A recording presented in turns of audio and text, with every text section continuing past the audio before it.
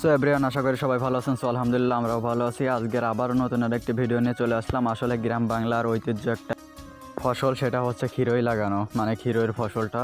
আসলে এই ফসলটা প্রতি বছরই করা হয়। আসলে এই ফসলটা মেন করা হয় আসলে রোজার সময়, মানে রোজার সময় দামটাও বেশি থাকে এবং এই টাইমে ক্ষীরইটা চলে বেশি। আসলে ক্ষীরই লাগানোর জন্য সর্বপ্রথম আমরা বীজ কিনে আসি এবং বীজটা 12 ঘন্টা ভিজিয়ে রাখতে হবে, মানে গোবরের তলে রাখতে হবে, যাতে কলটা ভালো করে ফুটতে পারে, সুন্দরভাবে পড়তে পারে, যে আসলে ফসলটা লাগালে যেন একটাও মাইন না যায়, তার জন্য আমরা ভিজে রাখলাম।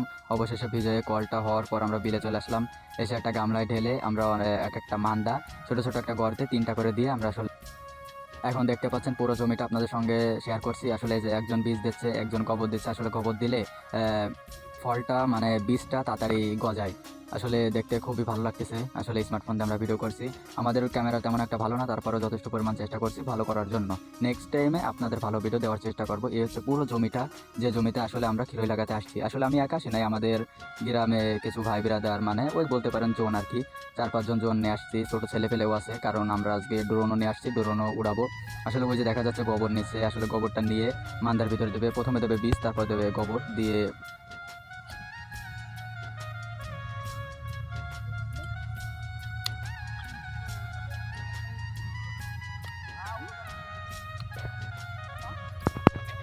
সো গাইজ, ড্রোনটা নিয়ে আসছি, অবশেষে তো উড়াতেই হয়। অবশেষে আমরা ড্রোনটি উপরে উঠালাম। আসলে পুরো স্ক্রিনটা আপনাদের সঙ্গে শেয়ার করব। দেখেন প্রায় অর্ধেক লাগানো হয়ে গেছে, কত সুন্দর দেখা যাচ্ছে।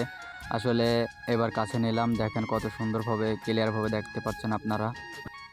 আসলে ড্রোনটি কেনার পর আমাদের মনে হচ্ছে কি, স্মার্টফোন দিয়ে ভিডিও করলে তেমন একটা ভালো দেখা যাচ্ছে না, ড্রোন দিয়ে ভিডিও করলে আপনাদের মনে হচ্ছে সব কিছু ক্লিয়ারভাবে দেখা যাবে। তার জন্য আমরা ড্রোনটি কিনছি, বাট আপনাদের এখন আমাদের সাপোর্ট চাই।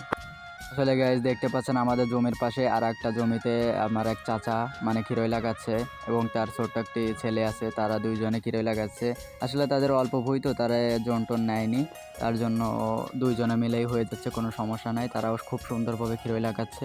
আসলে সবাই মিলে ক্ষীরই লাগানোর একটা মজাই আলাদা, যেটা আপনাদের বলে বুঝাইতে পারবো না।